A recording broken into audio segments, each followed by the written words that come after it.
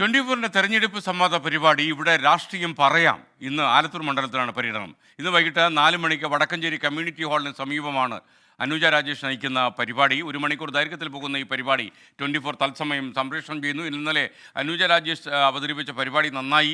മാത്രമല്ല അവസരോചിതമായി ആൾക്കാർ വാക്കേറ്റം കഴിഞ്ഞ് കയ്യേറ്റത്തിലേക്ക് കടക്കുമെന്ന് സംശയം തോന്നി കയറി ബ്രേക്ക് പറഞ്ഞു എന്ന് പറഞ്ഞു. അത് നന്നായി എന്നൊരു പ്രേക്ഷകൻ പറഞ്ഞു.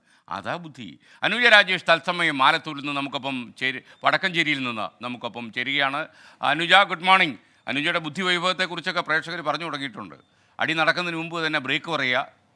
ഓക്കെ, ബ്രേക്ക് കഴിഞ്ഞ് വരുമ്പോൾ എല്ലാം ശാന്തം, സമാധാനം. അപ്പോൾ എന്തൊക്കെയാണ് ഇന്ന് വടക്കഞ്ചേരി നടക്കാൻ പോകുന്ന Anuja? Good morning S K N. ഇന്നലെ പറഞ്ഞതുപോലെ കുറച്ച് അത് കയ്യാങ്കളിയൊന്നുമല്ല. അവർ അങ്ങോട്ടും ഇങ്ങോട്ടും ഈ അണികളെത്തുന്നു, പ്രവർത്തകരെത്തുന്നു, വോട്ടേഴ്സ് എത്തുന്നു. അപ്പോൾ അവർ തമ്മിൽ അങ്ങോട്ടും ഇങ്ങോട്ടും ഉണ്ടാകുന്ന തർക്കങ്ങൾ മാത്രമാണ്. അതൊരിക്കലും ഒരു കയ്യാങ്കളിയിലേക്കൊന്നും നമ്മുടെ ജനങ്ങൾ പോകില്ല എന്ന് തന്നെയാണ് ഞാൻ വിശ്വസിക്കുന്നത്.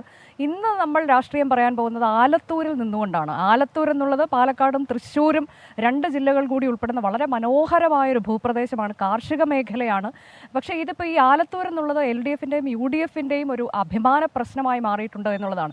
മുൻപ് ഒറ്റപ്പാലമായിരുന്നു. അതിനുശേഷം മണ്ഡല പുനർനിർണയത്തിന് ശേഷമാണിത് ആലത്തൂർ സംവരണ മണ്ഡലമായി മാറിയത്. അതിനുശേഷം നടന്ന 2 തെരഞ്ഞെടുപ്പിൽ LDF വിജയിച്ചു പോന്ന മണ്ഡലമാണ്. LDFിൻ്റെ കോട്ട എന്ന ആലത്തൂരിനെ നമുക്ക് നിസ്സംശയം വിശേഷിപ്പിക്കാം.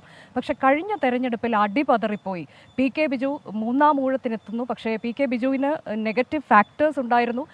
പുതുമുഖമായി എത്തിയ രമ്യ ഹരിദാസ് രാഹുൽ ഗാന്ധിയുടെ ഡയറക്റ്റ് നോമിനേഷനായിരുന്നു. കോഴിക്കോടുകാരിയാണ്. പക്ഷേ വളരെ വേഗം തന്നെ ആലത്തൂരിലേക്ക് എത്തി ജനങ്ങളെ കയ്യിലെടുത്തു. പാട്ടും പാടി ജയിച്ചു എന്നുള്ളത് ഒരു ക്ലീഷേ പ്രയോഗമായി മാറിയിട്ടുണ്ട്. അത് രമ്യ ഹരിദാസിനെ കുറിച്ച് പറയുന്നതുമാണ്. ആ തരത്തിലേക്ക് അവർ ജനകീയ ആണ് എന്നൊരു തോന്നലുണ്ടാക്കി, ജനങ്ങൾക്കൊപ്പമുള്ള ആളാണെന്ന് തോന്നലൊക്കെ ഉണ്ടാക്കി. അങ്ങനെ അവർ ജയിക്കുന്നു. 1 ലക്ഷത്തിലേറെ വോട്ടിൻ്റെ ഭൂരിപക്ഷം എന്നുള്ളത് CPMനെ സംബന്ധിച്ച് കനത്ത തിരിച്ചടിയായിരുന്നു. കഴിഞ്ഞ 2 തെരഞ്ഞെടുപ്പിലും PK ബിജു അത്രയും ഭൂരിപക്ഷമൊന്നും നേടാതെ ജയിച്ച മണ്ഡലം എന്നുള്ള തരത്തിലേക്ക് കൂടി അതൊരു കനത്ത തിരിച്ചടി. ഫാക്ടേഴ്സ് ഒരുപാടുണ്ടായിരുന്നു.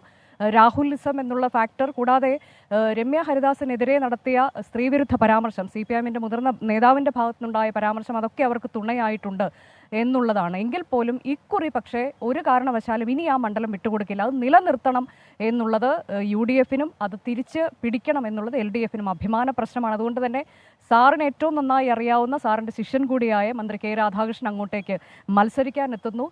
അദ്ദേഹത്തെക്കുറിച്ച് നമ്മൾ കൂടുതൽ പറയേണ്ടതില്ല. ഏറ്റവും നിലവിലെ CPMലെ ജനകീയനായ നേതാവാണ്. ഒരേ ഒരു മന്ത്രിയെയാണ് ഇക്കുറി പാർട്ടി രംഗത്തിറക്കിയിട്ടുള്ളത്. ആ മന്ത്രിയാണ് K രാധാകൃഷ്ണൻ. തെളിമയുള്ള വ്യക്തിത്വമാണ്, എത്രത്തോളം എളിമയുള്ള ആളാണ്, ഇതൊക്കെ അറിയാം.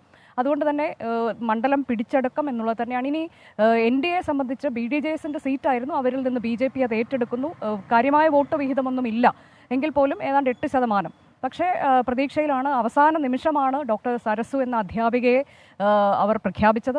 പ്രധാനമന്ത്രി നേരിട്ട് എത്തിയ മണ്ഡലമാണ്. ആ തരത്തിൽ അവർക്കും പ്രതീക്ഷയുണ്ട്. പക്ഷേ പ്രശ്നങ്ങൾ ഒട്ടേറെയുണ്ട്. പ്രത്യേകിച്ച് ഒരു കാർഷിക മേഖലയായതുകൊണ്ട് കർഷകരുടെ പ്രശ്നങ്ങളൊക്കെ വലിയ തോതിൽ ചർച്ചാ വിഷയമാകും. ഇക്കുറി രമ്യ ഹരിദാസിന് വിജയം എളുപ്പമാകില്ല എന്നുള്ളതാണ് കോൺഗ്രസിൻ്റെ തന്നെ കണക്കുകൂട്ടൽ. അങ്ങനെയാണ്.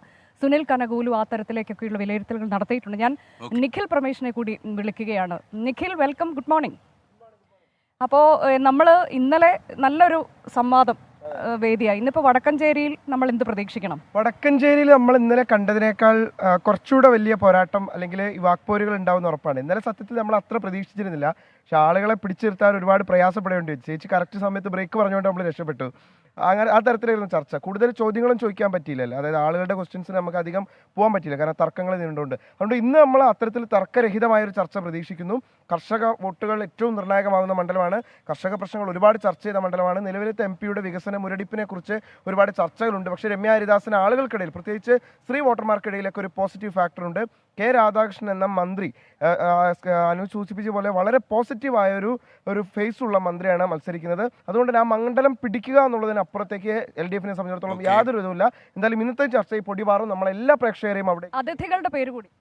അതിഥികൾ 3 പേരാണ്. NDAയിൽ നിന്ന് ഉല്ലാസ്, അതോടൊപ്പം തന്നെ കോൺഗ്രസിൽ നിന്ന് ഷജേഷ് ചന്ദ്ര, അതോടൊപ്പം തന്നെ CPMൽ നിന്ന് TM ശശി. ഏറ്റവും നന്നായി സംസാരിക്കാൻ പറ്റുന്ന ആളുകളാണ്. അതെ, ഇപ്പോൾ നമ്മൾ എല്ലാവരെയും വടക്കഞ്ചേരി കമ്മ്യൂണിറ്റി ഹാളിന് സമീപത്തേക്ക് സ്വാഗതം ചെയ്യുകയാണ്. ഇന്ന് വൈകിട്ട് 4 മുതൽ 5 വരെയാണ്.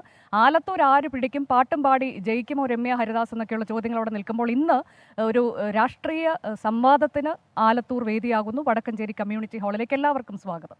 Okay, thank you Anuja Rajesh, thank you Nikhil Prameesh. എല്ലാവരും ഈ വടക്കഞ്ചേരി കമ്മ്യൂണിറ്റി ഹാളിൽ എത്തുക, ഈ സംവാദത്തിൽ പങ്കെടുക്കുക. ഇന്ന് വൈകുന്നേരം 4 മണിക്ക് ഇത് തത്സമയം 24 സംപ്രേഷണം ചെയ്യും.